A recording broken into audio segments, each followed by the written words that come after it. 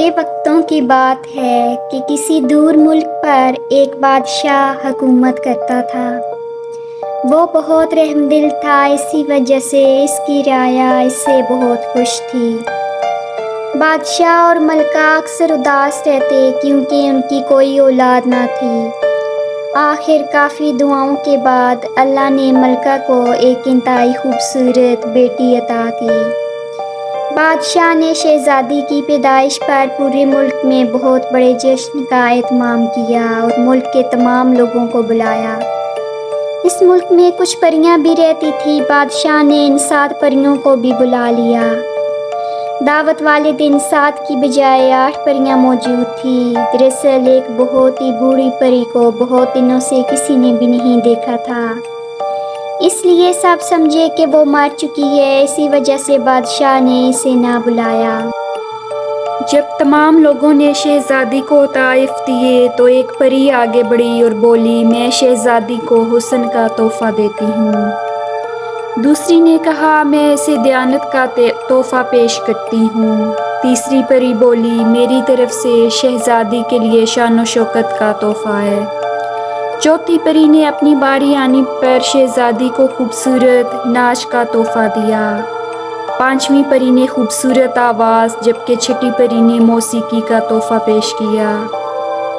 قبل اس کے کہ 7ویں پری شہزادی کو تحفہ دیتی، بوڑھی پری آگے بڑھی اور بولی، شہزادی کو چرخے کی سوئی چبھے گی اور وہ مر جائے گی۔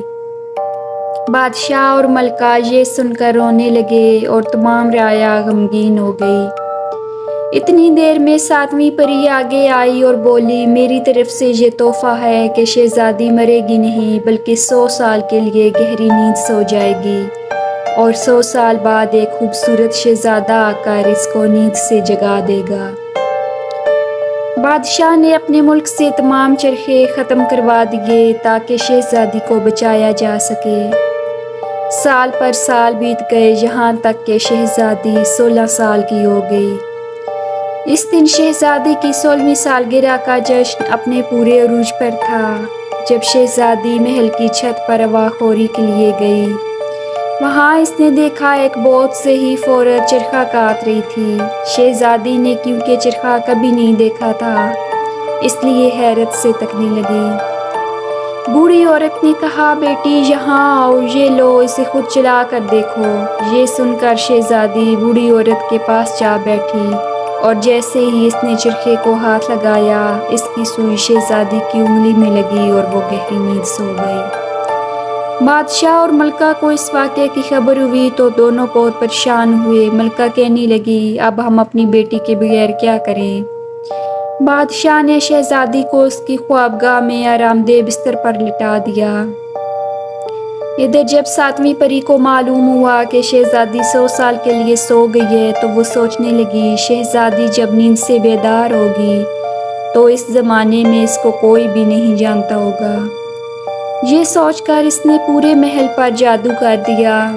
اس جادو کی وجہ سے محل میں موجود تمام جاندار سو گئے۔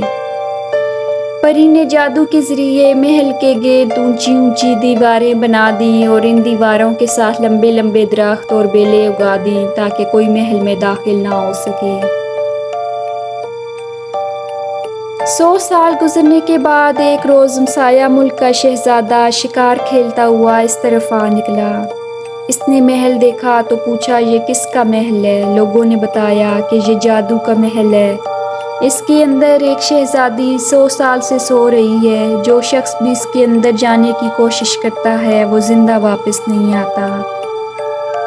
شہزادے نے کہا، میں ضرور اس محل میں جاؤں گا اور اس راز کو جاننے کی کوشش کروں گا۔ لوگوں کے بہت سمجھانے کے باوجود شہزادہ محل کی طرف چل پڑا۔ محل کے قریب پہنچ کر شہزادے نے جوں ہی درختوں اور بیلوں کی شاخوں کو ہٹانے کے لیے ہاتھ آگے بڑھایا، وہ خود بخود ہٹتی چلی گئیں اور شہزادے کو راستہ ملتا گیا۔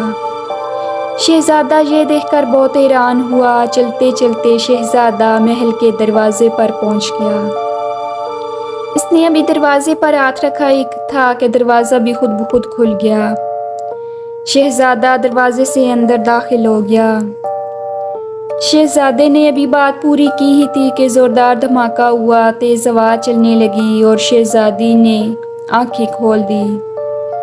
اس کے ساتھ ہی محل میں سوئے ہوئے تمام جاندار جاگ گئے، کیونکہ اب جادو کا اثر ختم ہو چکا تھا۔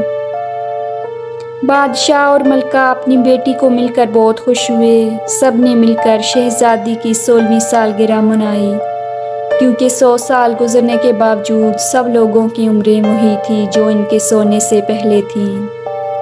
شہزادی اور شہزادہ خوشی سے جھومتے رہے۔ کچھ دنوں بعد دونوں کی دھوم دھام سے شادی ہو گئی اور شہزادہ اپنی شہزادی کو لے کر اپنے ملک روانہ ہو گیا، جہاں دونوں ہنسی خوشی رہنے لگے۔